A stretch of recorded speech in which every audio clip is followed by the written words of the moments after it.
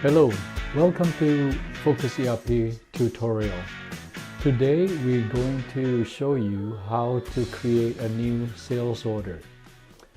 Once you have logged into FocusERP system, you could go to CRM menu and then select sales order and then select new sales order.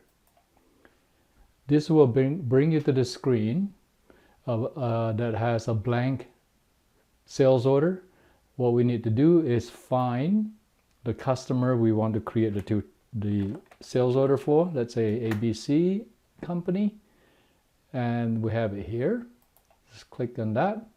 Now we have ABC Inc. added as a client for this sales order. We could put in some more information in here, the job description, comments, a due date if need be, but the system automatically put in a due date of a week from today. So let's just leave it as is and say save. You could see that a new sales order has been created. Then what we need to do is add the item we want to sell. Click on the items tab and then see section 1 here, and just right click on it, and then you can add the product you want to sell.